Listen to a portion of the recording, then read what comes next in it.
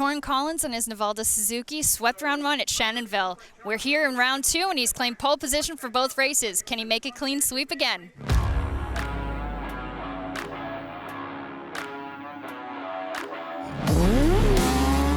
In round one of the Bridgestone Canadian Superbike Championship, hard-charging Western standout Torrin Collins swept qualifying and both races aboard his Navalda Suzuki GSXR 750. As the Supersport paddock shifts to the East Coast, Collins enters round two without any mystery about his aggressive riding style and fearless decision-making. Will it be enough to conquer the rolling hills of Nova Scotia's coast? Revs are high, hopes even higher as we go racing in Shubenacadie.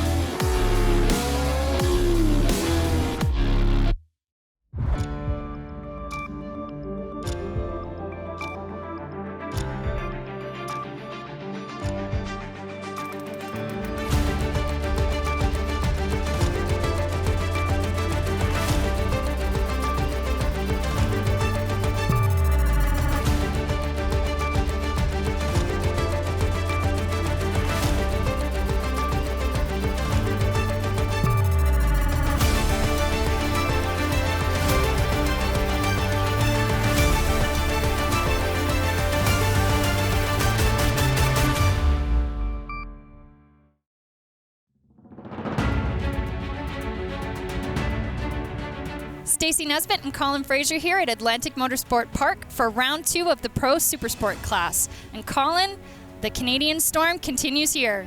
So middleweight action has suddenly tilted very aggressively towards Alberta's Torrin Collins, and he is a pace setter at tracks where he's not supposed to be fast, tracks he hasn't learned, tracks that don't suit his style, conditions that aren't favorable, doesn't seem to bother him. He was at Elkhart Lake in Wisconsin at a Moto America race last weekend, had a very strong showing, showed up here, his bike was late, and he still managed to set the pace. Nothing seems to bother Torrin Collins. You can see the confidence there walking through the paddock in Shubenacadie as we get set to go with the Supersport race number one. So Collins on pole, Sebastian Tremblay on the outside of the first row, but Alex Michel on his Kawasaki in the middle. That is a huge and very important step in his career. Major Van Winkle on the Mountain View Motorsports Suzuki right there. John Lang, Trevor Daly on the one-speed Suzuki as well on road number two. Interesting that Lang is on the sister bike to Daly's bike that used to belong to Bang Young. So that's another step in the middle of another row, this time for Lang. As we see Nathan Playford right there with Mac Wheel, Marco Souza as well, rounding out row number four here at Atlantic Motorsport Park. Competitors facing a drying track, and that is very tricky here. Hilly, bumpy, twisty, no time to rest, and I mean literally not a second. Difficult stretch down through 2, 3, and 4. Plenty of hills and bumps as we get set to go here in Atlantic Motorsport Park. Round two of the Bridgestone Canadian Superbike Championship is presented by Pro Cycle and Canadian Kawasaki Motors. Warm-up lap underway. Let's go down to our Bridgestone pit reporter, Stacey Nesbitt. Thanks, Marshall. Torrin Collins has had quite the uphill battle for his first time out here at Atlantic Motorsports Park. They had mechanical issues on their way out to the track, meaning Torrin didn't get out on his Navalda Suzuki until free practice one on Friday morning. But that didn't slow the 19-year-old down because he's claimed pole position for both races here at Shubenacadie, Nova Scotia. Collins has been working double time racing both Bridgestone's Canadian National Superbike Championship and Moto America's Supersport. While managing to claim another impressive top 10 finish at the last AMA round, Collins was putting in the time on and off track to watch footage around AMP to learn the track before arriving. His hard work and dedication has paid off as this season's pro rookie is standing out from the pack. Today's weather is going to be an added challenge for everyone here as mixed weather conditions are tough to contend with. But lucky for us as viewers, rain always makes for a great race. Back to you. Thank you, Stacey, as we get set to go here in Shubenacadie, Nova Scotia. On pole, Torrin Collins with a 108.702 as the Power Sports TO starting lights are out and we're underway. Lap number one down the hill through this slick track. Difficult conditions, Colin, and everybody clean coming through down to two. Outside of row two, Van Winkle got a bullet of a start. Fantastic effort, as we can see Collins dragging his foot. Remember, this track is not completely dry. Most of these guys are on dry tires. Those first few laps will be very challenging. And of course, who's the king of these situations? Trevor Daly. And Torrin Collins being pushed back now into fourth position as there is Trevor Daly taking away third. Now Sebastian Tremblay under threat as well as he throws his bike down the inside of Torrin Collins, and there's contact, and they're off at the bottom of the hill. Yeah, that's all race winners in a pile down there. Vieira was held up too. Collins on the far left lifting up his bike. He's our points leader. John Lang in the middle. I think he precipitated all that. And Seb Tremblay, our reigning champion, struggling to get out of the gravel trap. And Sebastian Tremblay in bad shape as now another bike slides and is off. And was that the one-speed Suzuki of Trevor Daly going through the background? Yeah, that's the announcer's curse. I really thought Trevor was our most likely winner today, and he has fallen climbing up the hill in turn 8. Absolute carnage here in lap number 1 as John Lang puts his bike up near the wall. Torrin Collins still trying to get it going. Trevor Daly picks up his Suzuki, or attempts to here, but looks as though that one's planted firmly in the grass as well. Going on board here, and this is the incident at turn 4 that took out a bunch of potential winners. Lang swooping down to go up the inside, and he's going to tuck the front. That gets Collins, but as he was falling, he hit Tremblay from behind, and that actually high-sided Tremblay. That's who we're on board with. So watch the blue bike in the middle here. That's Seb Tremblay. He's trying to go under Collins. Collins is being pretty careful at this point. Lang decides to try for both of them, tucks the front. Tremblay goes flying, Collins is bowling pinned over, and that's a big mess, and all of those guys are race winners. This is Trevor Daly going off before the corner as well, has just lost traction, but Sebastian Tremblay looks like he was under control, trying to take away a spot from Torrin Collins, but nowhere to go as John Lang threw it in, and Daly frustrated, while Andrew Van Winkle leads out in front. Portions of the Bridgestone Canadian Superbike Championship are brought to you in part by Importations Thibault, BS Battery, and EBC Brakes and Clutches. Closed captioning for the Bridgestone Canadian Superbike Championship is brought to you in part by MotorcycleCourse.com, Keen Truck Incorporated, and Revs for Rent. Welcome back to Atlantic Motorsport Park as we complete lap number 4, beginning lap number 5. That is Sebastian Tremblay on the ST Motorsport Suzuki. He is back up and running. So too is the one-speed Suzuki of Trevor Daly, the number 9 that you see coming in right behind. But there is our leader, Andrew Van Winkle. So not confusing at all. Tremblay lost a couple of laps. He's our reigning champion. Our potential winner, Daly, I think lost part of a lap. So we have 3 bikes here, probably on 3 different laps. And of course, Van Winkle is thinking, did I miss something? I think I've been leading the whole time, but it's confusing because both the guys in front of me theoretically could be the leaders of the race. And not easy to get past as well, as you do see Sebastian Tremblay. Looks like he's dealing with some bike issues you would expect after having that high side crash. Just amazing that he's back running. And now once again, Trevor Daly not in contention, down a couple of laps. You see some of the fairing as well. Looks like has slid its way off of that one-speed Suzuki, but Andrew Van Winkle looks very under control here early on. Yeah, Van Winkle seems to have found his pace. Now, the track isn't completely dry. Right here, quite wet, so you have to be careful, particularly if you're on slicks. I'm pretty sure Van Winkle is.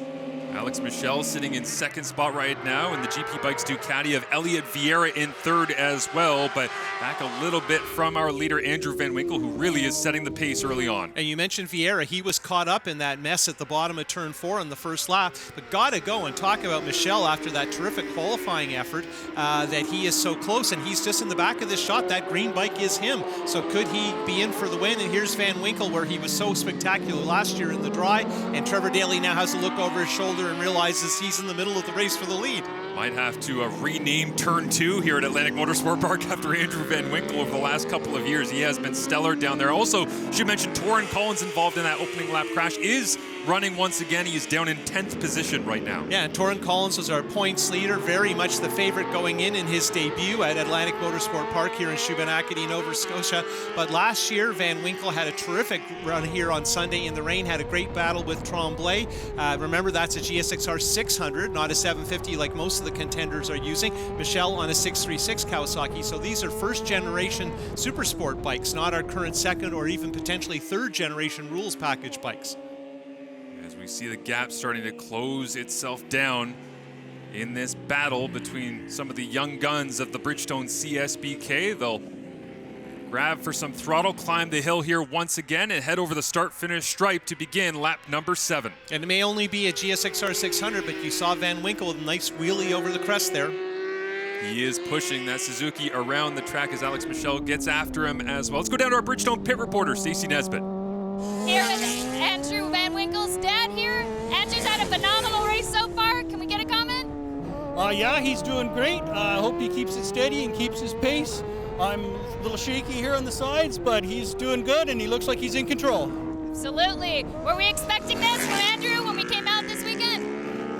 Here, anything is a given. He was strong here last year. He was pole the year before and we never got to race. So he expected it and he never surprises me when he gets there. Amazing. Thank you. Thank you. 2 years ago, I was at the debut of the Mini GP out in BC, and Jim Van Winkle was running timing and scoring for us. His son was limping around with a broken ankle from his national debut. So you can see the Van Winkles are contributors right across the board in all kinds of racing in Canada. You can see the development as well and the confidence of Andrew Van Winkle as Alex Michel continues to tighten up the gap. Heading towards lap number 8 as they climb over the hill. See if Van Winkle gets that front wheel off the ground just a little bit. Not this time through, but hard on the brakes down into turn 1. Andrew Van Winkle really broke through a year ago at Rad Torque Raceway, which is the closest track to his home venue. He's based in British Columbia, where he won on the Sunday, and that race really came at the expense of Elliot Vieira, who's climbed back up to 30. He's out of the shot right now, but definitely is a guy who could contend on that V-twin Ducati. Great battle between these two young guns. Andrew Van Winkle and Alex Michel going toe-to-toe after a crash-filled lap number 1. Michel holding his own and looking for a race win here at Atlantic Motorsport Park. Welcome back to Atlantic Motorsport Park as we are still watching this tremendous battle at the front between Andrew Van Winkle and Alex Michel. Elliot Vieira and the GP Bikes Ducati down in 3rd. Laurent Liberté Girard as well in 4th. And Nathan Playford rounds out our top 5 on the Playford & Company Incorporated Ducati. Good to see Playford having a strong run. It's not easy when this is not your home track. Got to mention, though, that Michel, we're past halfway, so this race, if anything else were to go wrong, could be called official and might not be restarted. Normally, once you see the halfway flags, that's your indication, make the pass for the lead. So I don't know if Michel has something up his sleeve. He's been following Van Winkle for a long time. Van Winkle seems pretty confident. He's handling the pressure well. I would argue if you've had pressure from Seb Tremblay, you can probably handle just about any kind of pressure. Yeah, absolutely. As Alex Michel, we go on board with that Speed Factory 67 Kawasaki. He's run well in Daytona the last couple of marches during Bike Week in the 200 and believes he has a package ready to go here in Bridgestone CSBK. After a bad year, I can say that last year was pretty bad for us. We had a lot of problems with engines and things not working out so well for us. I think finally this year we have a good package in the bike that I can finally show my true self on the track, and finally I can just concentrate on doing the lap time and being in the front. And it was hard for us last year, and we've put a lot of time into the bike this winter, and finally I think we have a package together. His package is certainly together this weekend, qualifying well and battling for the lead, and they're coming up on some traffic. This could be the opportunity that could help Michel break through on this one. But as I said earlier, Van Winkle is handling the pressure very, very well, and the traffic got out of the way, so that's not the story we're going to follow. Yeah, that was Mac Wheel getting out of the way there. The number 79 Kawasaki as he makes way for another Cowie ripping down the not straight back straight here at Atlantic Motorsport Park. Yeah, it's very, very hilly on the part of the track they call the roller coaster. Now we're climbing the hill through turn 7 and 8. This is where Daly fell at the start of the race into the carousel. And there's our drone shot of the carousel, and Michel made up some serious time on the brakes. Yeah, you could really see how deep he went into that corner as now they'll climb back up the hill and see who can get the drive over the top of the crest and back towards beginning lap number 12 is heading towards the closing stages of this race. And you can tell Alex Michel is all over the back. Doesn't seem like he's going anywhere. Slightly different lines down into turn 1 this time is a little bit wide for Van Winkle. And I think turn 1 is going to be a tough place to pass because it still looks fairly wet there. And looking around the track, remember, not all the bikes started because the track was wet. A few people didn't go out, and then several people fell. So we haven't had the normal amount of traffic drying the track, and of course they're not on rain tires. Rain tires would help drain the track too. Last lap around, it was Andrew Van Winkle fastest on track with a 1:11.652 as we see the Snow City Cycle Marine Kawasaki of Mackenzie Wheel. It looks like he's having some issues and trying to sort out exactly how to get back on track, and Looks like they've got it sorted. Back out he goes. Yeah, some kind of problem around the left clip-on. Now the throttle's on the other side, so that might be just a loose clip-on or maybe a grip coming off, but something was a distraction. That's probably why we saw him slow down in turn 4. There's Marco Souza on the outside of the corner, and Alex Michel has to straighten up. So going through the lappers, and you see the left hand come off the bar from Michel as he's frustrated once, now twice, and really separating this front 2 with Marco Souza in the way of Michel. And Souza is running fairly well. He's 6th, just got lapped. But the problem here is Souza is the team owner for Van Winkle as well, so I hope that wasn't a strategy move.